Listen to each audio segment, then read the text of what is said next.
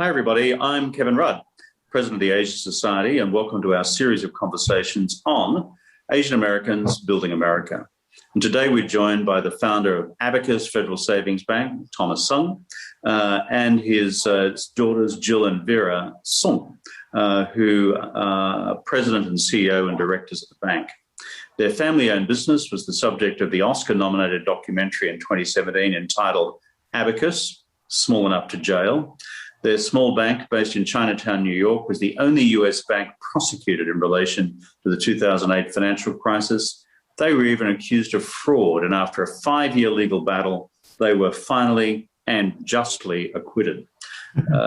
Their family has also seen the rise in anti-Asian attacks in the United States coming. So Thomas, Song, thank you so much for being with us. Vera as well, and all of you, and Jill as well. Thomas, you said you saw this moment of Asian hate coming. Tell us more about that and what you saw coming back then and what are you seeing today? Yeah, I actually saw that coming when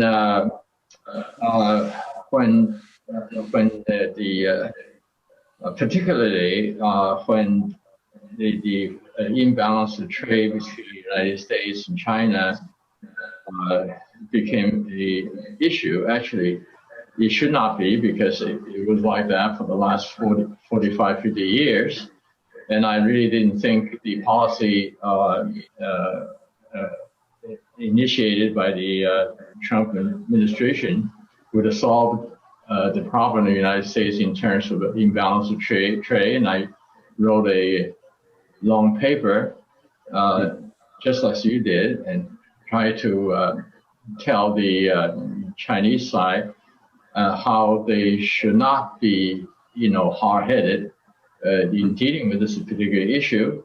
And I thought I was very successful, actually. But all of a sudden, there was a turn of heart. I think that was in February or a year or so ago, when the trade issue becomes a real negotiation thing.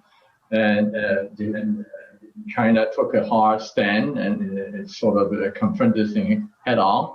And of course, it got worse and worse. And I said to myself, this situation is not going to get better, because China, as I see it, maybe you don't agree, it's a natural force in the sense of the population is so large, and by and large the population is very disciplined, so they're going to continue to advance. And when they advance, the competition is going to be increased from a sort of underdeveloped country, dependent country on the United States for technology. It became a competitor.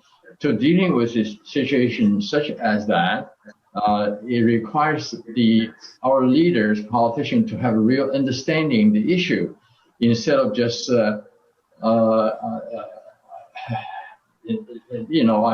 try to just put it out of the head, say, oh, we're going to decouple from China. It's not possible. The trend is that way. So there's so much benefit can be gained by cooperating. I mean, are we going to try to fight a battle in Far East? Like we could not even handle Iraq and Afghanistan. That many years of wasted resources. And now, are we going to try to engage in a major war with China and identify the issue? What makes China, quote unquote, in their eyes, to be belligerent? Is the Taiwan issue? Perhaps it's the few island that was claimed to be China. The Japanese should have relinquished it, but they did not. And China at that time had no resources to do it. So these are the few very minor points, and we should be able to resolve it. But instead, we took in the wrong tangent from the economic point of view, thinking that by decoupling from China, by enforcing our hard policy, which proven to be unsuccessful. And we have not improved a bit in terms of imbalance of trade. And in the meantime, China, of course, is suffering, and the United States also suffer because they have the population is no longer enjoy the cheap goods that imported to this country.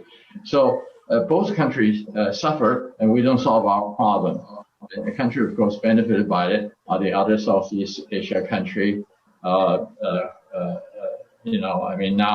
I think the trend is going towards trying to counter the influence of China by going close to Japan, India, and so forth. And poor China, unwillingly so, is going towards Russia. And I don't think that's really what their intention in view of what's happened to the Second World War and the secession of Outer Mongolia. So all of these, I don't believe they understood our leader really understand what's going on. I think you do, because I understand you speak Chinese fluently and you study Chinese, so you probably understand the culture. Well, let's turn to Vera. Vera, Thomas has said that the rise of racism against Asian Americans has been on the increase as a result of the trade war and geopolitical tensions with China. Tell me the story which you have had in relation to Abacus Bank. In the period since then, how have you seen the face of racism against Asian Americans change? Or is it more of the same? Is it more intense? Is it different? Give me your reflections, Vera, as you've experienced it on the ground. Yeah, so, I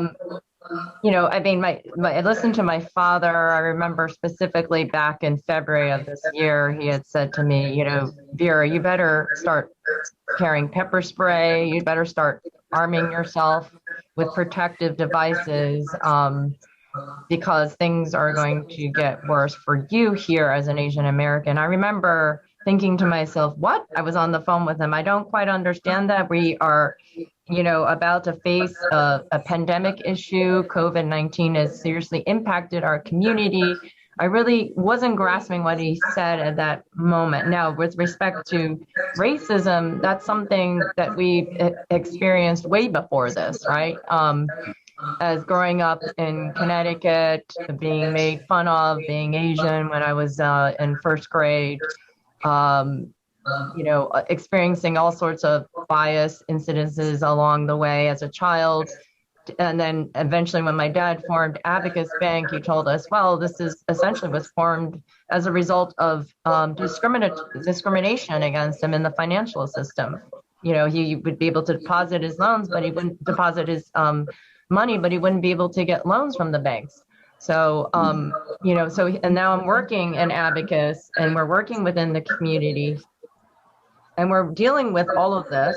And then, of course, we had the horrible, as you alluded to before, the trial, which to me was one of the biggest incidences of discrimination ever, was the manner in which and how we were prosecuted and that we were even prosecuted. So we then move forward to now. And for me, I think it is different in a sense. It is much more open.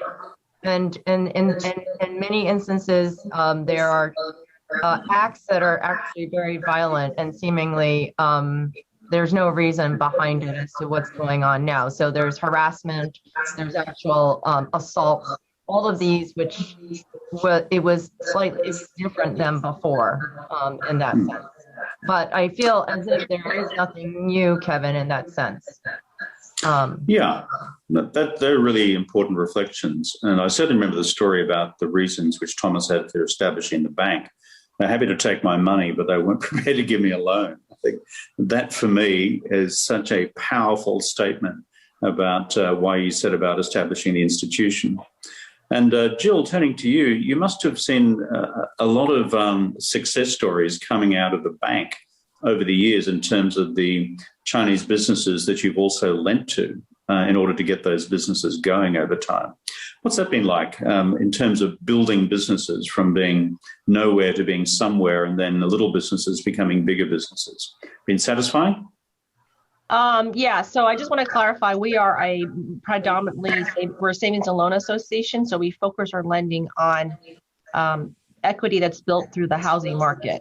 And in small immigrant communities where they do not have capital, that they've been passed on through generations, where they had to build that capital, that equity is an important part of the building of the business as well. So it's been very satisfying. And we've done thousands and thousands of loans over the years to our community. We've able to lend out millions of dollars and billions of dollars. Actually, I forgot. I think it was calculated all the way up to $2 billion, and that's been through our partnership with Fannie Mae, and which we were able to then get 30-year fixed rate loans. And these funds, like I just said a minute ago, after you buy your first home, then a lot of the customers come back and they cash or refinance to buy a second investment property, or also to use it to invest in their businesses. So we know through the cycle of leverage, what we call conservative leverage or sustainable leverage, we know our community is able to be successful. That's really important, because if you're primarily, for example, in housing market finance, that does become the equity which underpins so many of the Chinese communities and the general communities launching of their own businesses. My wife, when she established her business 35 years ago, first question was, the bank wants our house to be the surety. So you don't have the house and the land to put on the line, and that there'll be no company loan to get the whole show going. So it's a very important building block. Tell me, though, Jill, in terms of your own experience on the streets of New York, have you found the incidence of racism towards Asian Americans becoming more intense, more worrying, more frightening? How have you found it? And how have your friends and family and colleagues found it? For me, I think I have the same kind of reactions Vera has, that it's more to the surface than before. But when COVID started, I just want to kind of roll the time machine back, and you already saw attacks against Asians in the subway. If you do a Google search of January, February 2020, there were already reports of attack against Asians for wearing masks, actually, so this has sort of been through this whole 12 months and through this pandemic period. Yes, now we're seeing more reported attacks. And I think one of the issues has been that it hasn't been reported. So now that it's being reported, it's almost hard to say, is there more, or is just more being reported? And I think that's an important thing to think about. And so I, of course, am more on the edge because I'm reading more about it. The media is reporting more on it, and I am more concerned. I also am a mother. I have 2 younger children, and I am concerned about their safety and well-being. Living in the big city, my father actually told me, you might want to get out of there. Why would you want to put your children in danger? This was probably a couple of months ago. And, they were doing remote schooling, so I was a little bit less concerned. But now that, I have to go, I'm not comfortable. My daughter used to go on the subway by herself to go to her middle school. I told her, don't do that. She's now in high school. I don't want her to go on the subway without somebody with her. My son, at his age, she was on the subway, and I'm not letting him do it by himself. I have to go with him on it.